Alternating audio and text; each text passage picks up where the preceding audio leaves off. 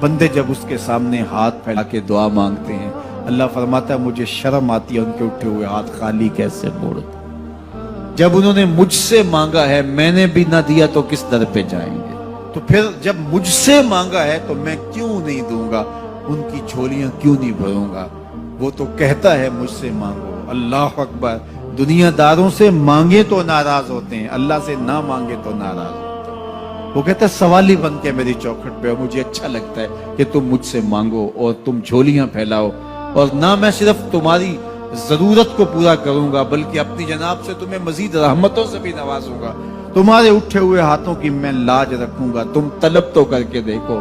لازمی نہیں ہے کہ تمہیں مانگنے کا بڑا سلیقہ آتا ہو میں پھر دوں گا، شکستہ اور ٹوٹے پھوٹے لفظوں سے مانگو پھر بھی جھولی بھر دوں گا۔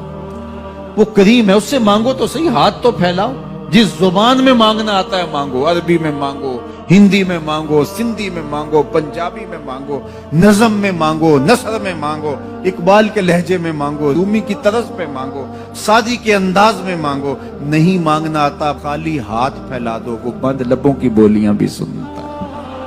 آؤ تو صحیح اس کی چوکھٹ پہ، جھولی تو پھیلاؤ۔ زلیخا بت کے آگے ہاتھ جوڑے کھڑی تھی، کیا کہتی؟ یا صنمی یا صنمی، اے میرے بت مجھے بچھڑا ہوا یوسف ملا دے۔ اس کا اعتقاد تھا کہ یہ مجھے دیتا ہے، اور وہ ہاتھ جوڑے کھڑی تھی، لیکن وہ پتھر کا مادو بلا اس کی کیسے فریاد سنتا۔ لیکن وہ روزانہ کھڑی ہو جاتی تھی، دعائیں مانگتی تھی، یا صنمی اے میرے بت مجھے بچھڑا ہوا یوسف ملا دے۔ زندگی گزرتی گئی، لیل و نہار کروٹیں کھاتے گئے، عمر ڈھلنے لگی، چہرے پہ جھریاں ابھرنے لگی۔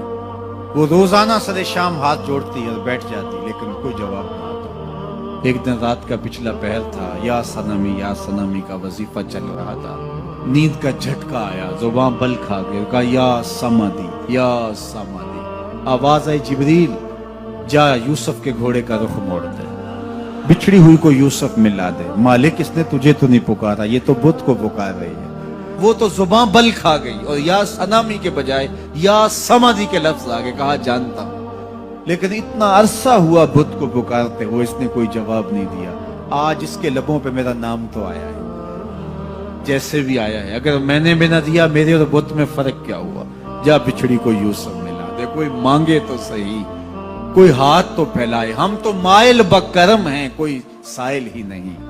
ہم تو مائل بکرم ہیں، کوئی سائل ہی نہیں۔ راہ دکھلائیں کسے، راہ رب منزل ہی نہیں۔ جلوائے طور تو موجود ہے، کوئی موسیٰ ہی نہیں۔ کوئی ہاتھ تو پھیلائے، کوئی جھولی تو پھیلائے، کوئی مانگے تو صحیح۔ دنیا والوں سے مانگے تو ناراض ہوتے ہیں، اللہ سے نہ مانگے تو ناراض ہوتے ہیں۔ دنیا والوں سے مانگنا ہو تو وقت دیکھنا پڑتا ہے۔ اب تو صاحب سو رہے ہوں گے، اب تو ناشتے کا وقت ہے، اب تو دفتر کی مصروفیت کا وقت ہے، فراغت کے لمحے ہوں گے تو بات کریں گے۔ تو کسی دنیا دار سے بات کرنا ہوتا ہے تو وقت دیکھنا پڑتا ہے، لیکن رب سے جب مرضی بات کرو در رحمت کھلا ہوا پاؤ گے۔ لا تاخذہ سنۃ ولا نوم، نیند کیا اسے اونگ بھی نہیں آتی۔ جب بھی مانگو گے دستے کرم کشادہ پاؤ گے۔ جب بندے اس کے سامنے ہاتھ پھیلا کے مانگتے ہیں، اللہ فرماتا ہے مجھے شرم آتی ہے ان کے اٹھے ہوئے ہاتھ خالی کیسے موڑ دوں۔ تو ہم بھی اللہ کے حضور دعائیں کرتے ہیں، اگر کسی کو وہاں جانا نصیب ہو تو وہ تو قبولیت کے بہترین لمحے ہیں، اور اگر نصیب نہیں بھی ہوتا تو 9 ذی الحج کو ہم یہی کھڑے ہو کے کہتے ہیں مالک وہاں تو آ نہیں سکے، یہاں تو کھڑے ہیں، میرے مالک تو کرم فرما دے اور ہمارے صغائر کبائر سارے معاف فرما دے۔ تو 9 ذی الحج کا روزہ بھی رکھا جائے اور اللہ کے حضور دعائیں بھی مانگی جائیں۔